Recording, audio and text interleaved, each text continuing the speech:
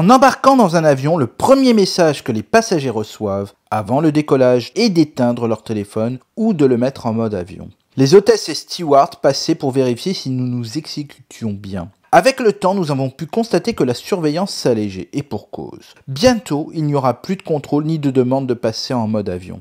En effet, la Commission européenne va, grâce à la désignation de fréquences spécifiques sur le réseau 5G en vol, permettre aux téléphones portables de rester connectés en vol. La technologie est annoncée comme étant sans danger pour les systèmes électroniques des avions. Néanmoins, les critiques pointent du doigt la nuisance sonore qui en résulterait au sein des avions, comme nous avons dans certains trains, dès la mise en application de la mesure en 2023. Cette autorisation européenne n'est pour l'instant limitée qu'aux vols et compagnies aériennes en Europe. En 2020, la Commission fédérale des communications aux États-Unis, de son côté, a rejeté les projets visant à autoriser les services de voix et de données en vol sur les fréquences mobiles sans fil en invoquant une forte opposition, notamment de la part des pilotes de ligne et des agents de bord pour des raisons de sécurité et de sûreté nationale. Les principales compagnies aériennes américaines, en envoyant une lettre commune aux principaux organismes de réglementation de l'aviation et à la Maison-Blanche, ont prévenu que si les opérateurs allumaient le réseau 5G près des aéroports, ils pourraient mettre en péril la sécurité de milliers de vols. Les fréquences utilisées par les nouveaux réseaux peuvent interférer avec celles que les avions utilisent pour mesurer leur altitude, ce qui peut entraîner des accidents catastrophiques.